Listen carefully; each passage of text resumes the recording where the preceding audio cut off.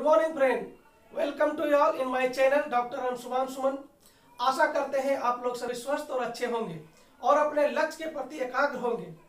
आज हम एक वैसे पेशवा के बारे में पढ़ने जा रहे हैं जो लड़ाकू पेशवा के नाम से भी जाना जाता है, और यदि इस पेशवा की कहानी को हम नहीं पढ़े तो मराठा साम्राज्य यूं कहे कि अधूरा रह जाता है।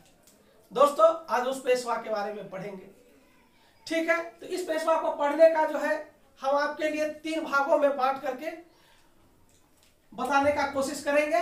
पहला पार्ट में आपको हम बताएंगे इसकी विशेषता क्या है, इस पेशवा की विशेषता क्या है। दूसरे बार में आपको ये बताएंगे इसके विजय अभियान क्या थे और कहां कहां कैसे किस प्रकार से इन्होंने युद्धों को जीता, तो विजय अभियान। और तीसरा बार में हम इसका पढ़ेंगे विशेषता। तो दोस्तों, ये 3 पार्ट है, लेकिन आपको 15 से 20 मिनट में सारे फैक्ट्स आपके पास हो जाएंगे, ये मुझे पूरा विश्वास है। बस बने रहिए इसी तरह मेरे साथ। आइए देखते हैं इसकी विशेषता।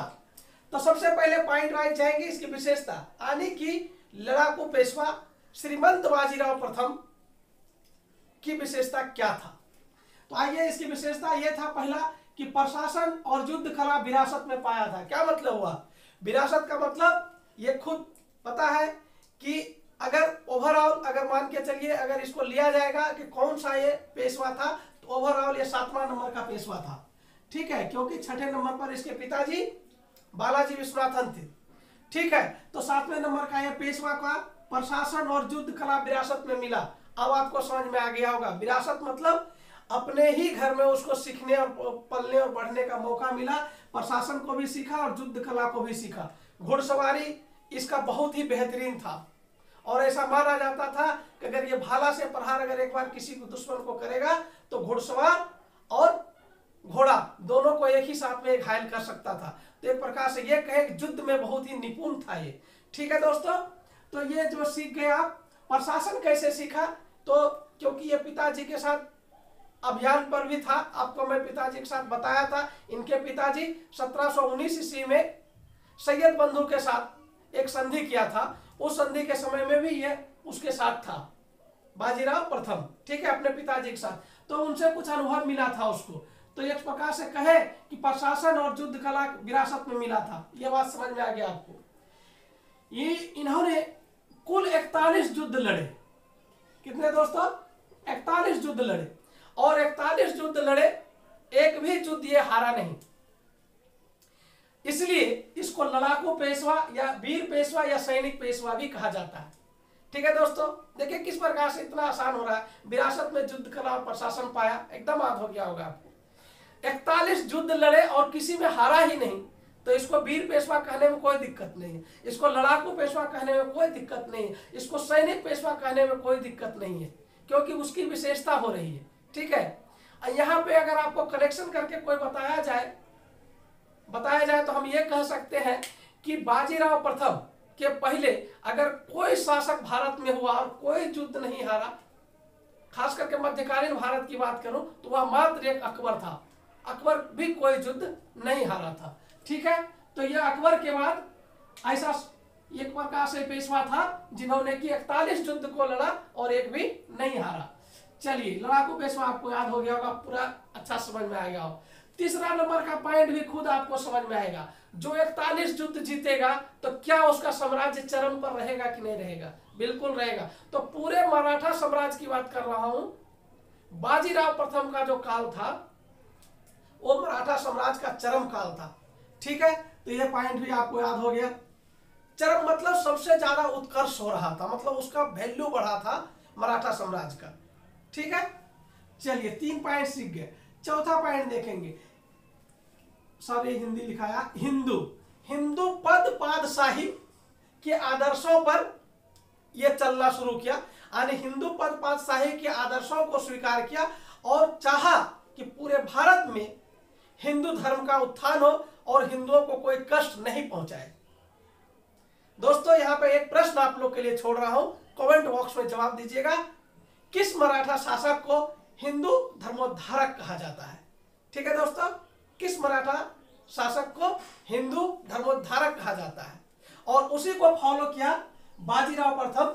इन्होंने हिंदू पद पादशाही के आदर्शों को स्वीकार किया और इसको हिंदू हिंदू पदशाही का विस्तार करने की कोशिश किया। यहाँ पे एक बात बताना जरूरी है आप लोग के लिए कि उस समय भारत में 3 शक्तियां मौजूद था। एक तो मुगल शक्ति, दूसरा अंग्रेजी शक्ति ईस्ट इंडिया कंपनी के तरफ से, और तीसरा पुर्तगाली शक्ति।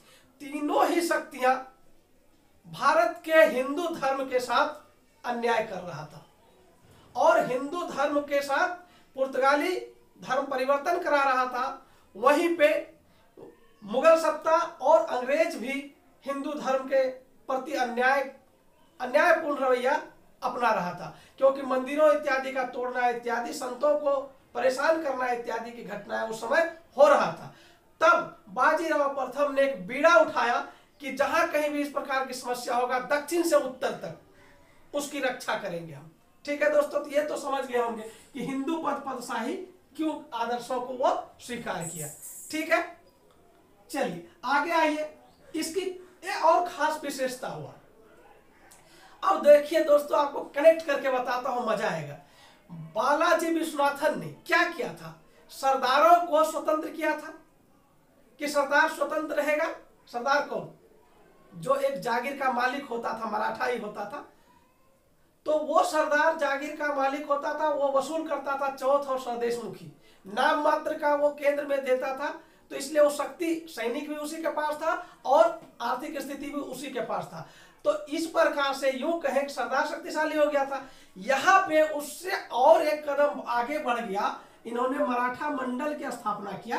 तो ये क्वेश्चन अगर पूछा जाए कि मराठा मंडल की स्थापना किसने किया, तो बाजीराव प्रथम ने किया है। क्या था मराठा मंडल?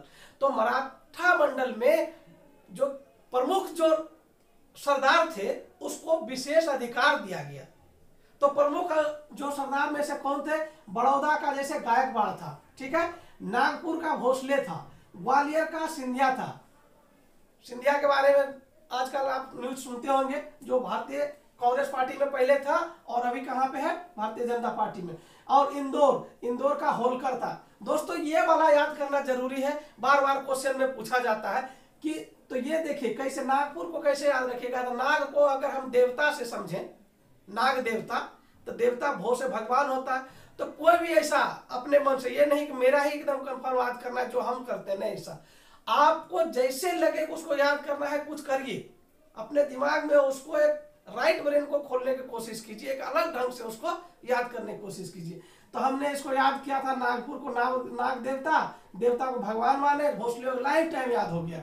ठीक है, ग्वालियर बहुत इजी है, ग्वालियर का सिंधिया, इंदौर होलकर को याद करने में हम ध्यान दिए थे। चलो ठीक है, इसका प्रोनाउंसिएशन थोड़ा एक ही जैसा होता है उच्चारण, इंदौर तो होलकर, रो। और ये बड़ौदा और गायकवाड़ में हम इसको पकड़ लिए थे, ड को पकड़ लिए थे, तो इससे हमको याद हो जाता है। आज तक याद है, कभी भी परेशानी नहीं होता है।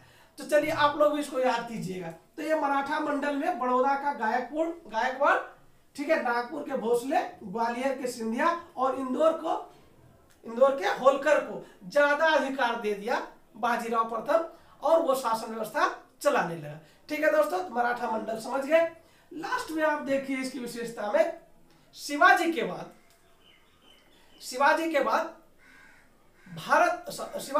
मराठा साम्राज्य में गुरिल्ला युद्ध को फिर से अपनाने वाला अगर कोई पेशवा था तो बाजीराव प्रथम था।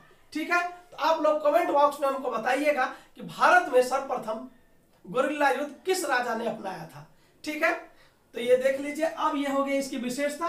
दोस्तों अब चलेंगे इसका विजय अभियान, और विजय अभियान में आपको मिलेगा बाजीराव मस्तानी का साथ, तो देखेंगे उसमें।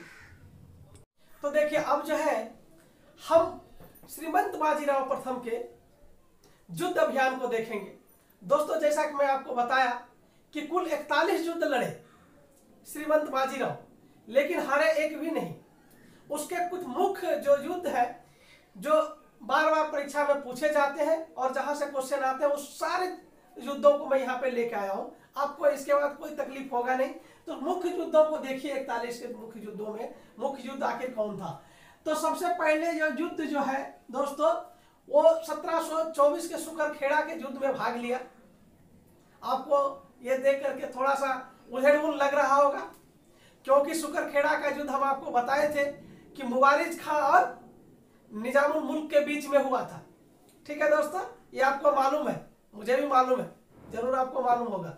लेकिन सुकरखेड़ा के युद्ध में निजामुल मुल्क, जो चिनकलीज खां के नाम से जाना जाता था, उन्होंने बाजीराव प्रथम से सहायता मांगी थी और बाजीराव प्रथम सहायता उसको दिया भी। ठीक है, तो उस युद्ध में ये भी लड़े थे, सुकरखेड़ा के युद्ध में, जिसमें कि मुबारिज खां हार गया था और उसके बाद निजामुल जीता था।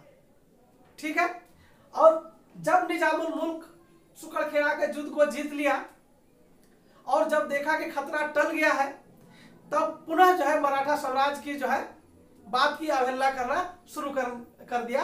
अर्थात यूं कहे कि वो अपना जो है एहसान फरामोश भूल गया। कौन? निजामुल मुल्क।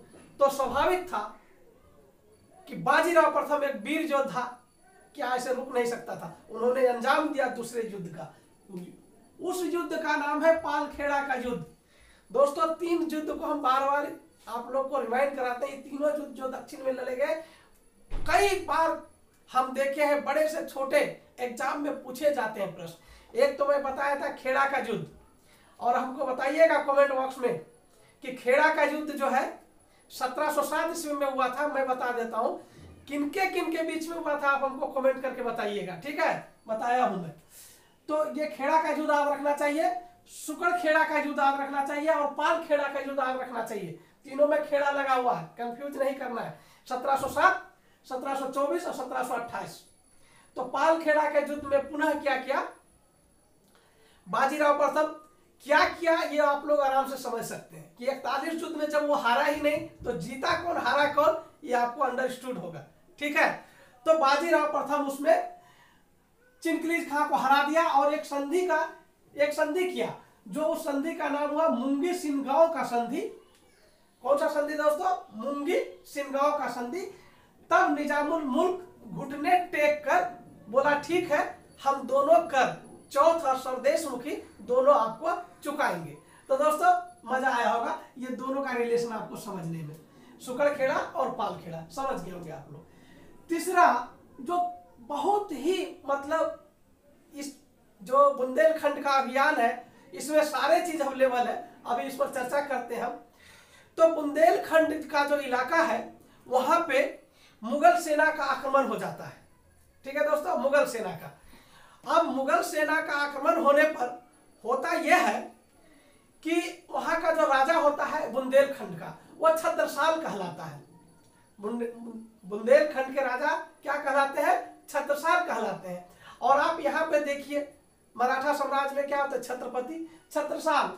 तो छत्रसाल का जो संबंध है छत्रपति शिवाजी महाराज से बहुत अच्छा रहता है और प्रारंभ से ही उसका संबंध अच्छा था। तो छत्रसाल को यह आशा था कि अगर साहू जी से विनती किया जाए तो मुगल बादशाह यानी मुगल आक्रमण के विरोध में उसके लिए वो खड़ा होगा। ठीक है दोस्तों, तो छत्रसाल ने क्या किया कि साहू जी को आमंत्रण किया कि कृपया आप हमें सहायता पहुंचाइए, लेकिन साहू जी उसको सहायता न पहुंचाने का एक प्रकार से कहिए अपनी और क्षमता को बताया कि हम सहायता आपको नहीं कर सकते हैं। ठीक है, फिर से छत्रसाल थक हार कर पुनः एक बार विश्वास किया बाजीराव प्रथम पर और उन्होंने पर्सनली व्यक्तिगत रूप से बाजीराव प्रथम से सहायता मांगी। ये वीर योद्धा ये रुकने वाला तो नहीं था।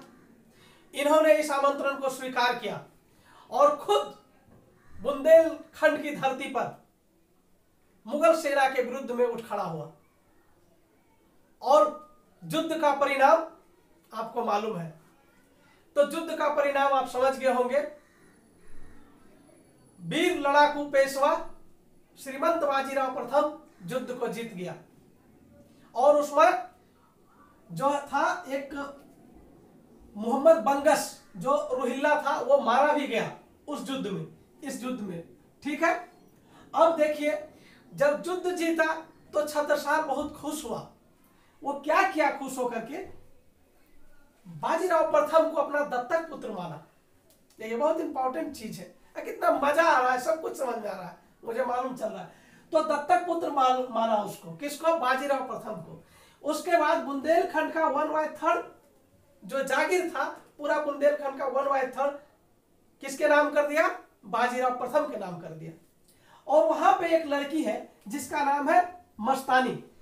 दोस्तों आप लोग फिल्म भी देखे होंगे बाजीराव मस्तानी, ऐतिहासिक फिल्म है, अच्छा फिल्म है। वहां से भी कई सारे ऐतिहासिक घटना को अगर देखे हैं तो जोड़ सकते हैं, ठीक है। लेकिन बिल्कुल जो रियल पर्दा पर जो उतरता है उससे आप नहीं जोड़ सकते, ठीक है। तो इसकी जो पुत्री थी उसका नाम था मस्तानी। मस्तानी एक मुस्लिम माता की पुत्री थी। इसकी माता ईरानी थी, यानी ईरान के रहने वाली थी, लेकिन ये छत्रसाल की पुत्री थी, ठीक है। तो मस्तानी का जो है साथ यानी शादी किससे करा देता है?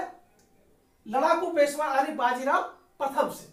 दोस्तों यहाँ कई प्रकार के इतिहासकार लिखते हैं कि बाजीराव प्रथम और मस्तानी खुद का एक प्रेम प्रसंग रहा था, इसलिए इसकी शादी छत्रसाल ने करा दी थी। इतिहास ऐसा कहता है कि छत्रसाल ने मस्तानी की शादी बाजीराव प्रथम के साथ कराया, तो बाजीराव प्रथम भी खुश हुआ और बुंदेलखंड का जो इलाका उसको मिला था उसको रिटर्न कर दिया। तो इतना तक तो समझ में आया दोस्तों, ठीक है। लेकिन आगे मस्तानी के साथ क्या हुआ? मस्तानी को मराठा साम्राज्य में कभी भी स्वीकार नहीं किया गया बाजीराव प्रथम के पत्नी के रूप में। मराठा संस्कृति के अनुसार से कई बार प्रयास किया बाजीराव प्रथम को उसको पत्नी के रूप में दर्जा दिया जाए मराठी परंपरा के अनुसार, लेकिन ऐसा हुआ नहीं। दोस्तों एक और इससे कहानी में जोड़ना चाहता हूं। इन दोनों से एक पुत्र हुआ, किनसे? मस्तानी से और बाजीराव प्रथम से। उस पुत्र का नाम हुआ शेर बहादुर या कृष्णराव, या आप शेर बहादुर कहें या कृष्णराव कहें, ये दोनों उसी का नाम था। तो शेर बहादुर का जब आया कि इसका संस्कार किया जाए हिंदू धर्म नीति के अनुसार से, तो मराठा साम्राज्य का कोई भी ब्राह्मण इसका संस्कार नहीं किया। इस प्रकार से खुद एक चित्तपावन ब्राह्मण बाजीराव प्रथम बहुत ही क्रुद्ध हो गया और ऐसा वो युद्ध में ब्राह्मण नीति का भी विरोध करने लगा। जैसे कि युद्ध के अवसर पे जाना, मदिरा और मांस खाना इत्यादि वो प्रारंभ कर दिया। उन्होंने ब्राह्मणवाद का विरोध करना शुरू कर दिया। तो दोस्तों ये था मस्तानी के साथ उसका रिलेशन और उसका। लेकिन यहाँ पर एक चीज और बता दूंगा और मजा आएगा। उसका जो पुत्र था जिसका नाम था शेर बहादुर या कृष्णराव, वो शहीद हुआ था पानीपत के तृतीय युद्ध में, ठीक है दोस्तों। तो मस्तानी का बारे में बताऊंगा लास्ट में। जब बाजीराव की मृत्यु 1740 में होगा तो मस्तानी भी उसके वियोग में चंद दिन के बाद ही मर जाती है, ठीक है दोस्तों। तो अब बुंदेलखंड का 1729 ईस्वी का कहानी और उससे जुड़े सारे कहानी आपको मजा से समझ में आ गया होगा, ठीक है दोस्तों। आगे चले, ठीक है, आगे आते हैं। फिर से 1729 ईस्वी में एक जंजीरा है, जंजीरा का सिद्धि हम बताए थे। आप अब संभाजी को रिलेट कीजिए। संभाजी के समय में बताए थे कि उन्होंने सारा शक्ति कहां लगाया था? जंजीरा और पुर्तगालियों पे। यही जंजीरा का सिद्धि था। ये बहुत ही अन्याय करने लगा था, ठीक है। कैसा अन्याय करने लगा था? उन्होंने वहां पे हिंदुओं का परशुराम मंदिर को तोड़ दिया था और साधु संतों का वहां इंसल्ट हो रहा था, ठीक है। तब साधु संत के जो अनुयायी थे सिद्धियों के हाथी को पकड़ लिया और बाजीराव प्रथम के सैनिकों के पास जाके जमा कर दिया। देखिए दोस्तों इसमें बड़ी इंटरेस्टिंग कहानी है। क्या हुआ सिद्धियों के साथ जब 1729 में लड़ाई हो रहा था तो उसका देखिए क्या हुआ। परशुराम के मंदिर को तोड़ा, साधुओं का उन्होंने इंसल्ट किया। ये लोग साधु के अनुयायी क्या किए? उन लोगों के हाथी को पकड़ा और हाथी कहां पे जमा किए? बाजीराव प्रथम के सैनिकों के पास, फौजदारों के पास जमा कर दिए। इसलिए इस युद्ध को एलिफेंट वार भी कहा जाता है, यानी हाथियों का युद्ध भी कहा जाता है। तो दोस्तों याद रखिएगा, अगर कभी इस प्रकार का क्वेश्चन पूछ जाए कि बाजीराव प्रथम हाथी का युद्ध या एलिफेंट वार कब लड़ा था, तो यही होगा, सिद्धियों के साथ का युद्ध होगा, 1729 का युद्ध होगा, ठीक है। इस युद्ध में परिणाम भी आपके पास पता है कि परिणाम को कुछ बात ही नहीं करना है, परिणाम वही रहेगा जो पहले था। बाजीराव प्रथम जीत जाता है और सिद्धि जो बड़ा क्षेत्र पर शासन कर रहा था उसको एकमात्र क्षेत्र जंजीरा पर ही रेस्ट्रिक्ट कर दिया, यानी सिद्धियों की शक्ति को बिल्कुल ही नियंत्रित कर दिया। ठीक है दोस्तों, तो यहां तक बहुत मजा आया होगा, सीख गए होंगे। आगे चलिए, अब देखिए बहुत लंबा मार्च किया बाजीराव प्रथम। एक महत्वाकांक्षी व्यक्ति था, एक निर्भीक सैनिक था। उन्होंने दिल्ली तक मार्च किया और 1737 में दिल्ली को भी जीत गया। ठीक है दोस्तों, जब वो दिल्ली से वापस आया तब जो है मुगल, उत्तर मुगल काल में, उस समय आप रिलेट करिए, 1737 है तो जब रिलेट करिएगा तो आपको पता है 1719 से 1748 मोहम्मद शाह का समय आता है।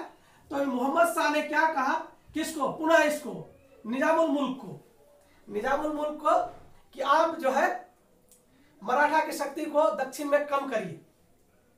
तो निजामुल मुल्क जो है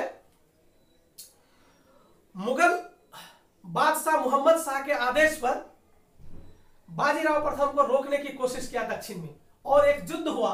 वो युद्ध था भोपाल का युद्ध।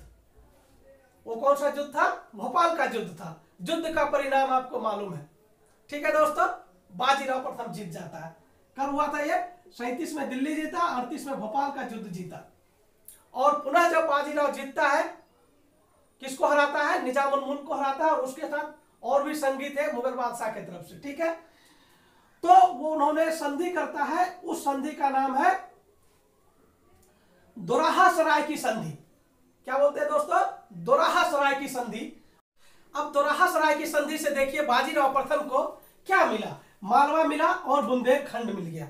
ठीक है, तो इस प्रकार से अब जो है अगला अभियान जो हुआ उसका पुर्तगालियों के साथ हुआ। पुर्तगाली के साथ अभियान होने का कारण था कि पुर्तगाली जो है हिंदुओं का धर्म परिवर्तन करा रहा था जोर जबरदस्ती, इसलिए पुर्तगालियों को सबक सिखाना जरूरी था।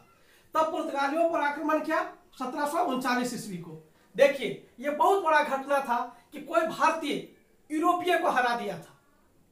ठीक है दोस्तों, यूरोपीय को हराया था। तो 1739 ईस्वी में पहली बार यूरोपियों को हराया था कोई भारतीय, ध्यान दीजिएगा। और ये पुर्तगाली से क्या छीन लिया, बेसिन और सालसेट का क्षेत्र छीन लिया। तब आओ आइए देख लेते हैं श्रीमंत बाजीराव प्रथम के विजय अभियान के बाद हम उसके कुछ दोष को देख लेते हैं।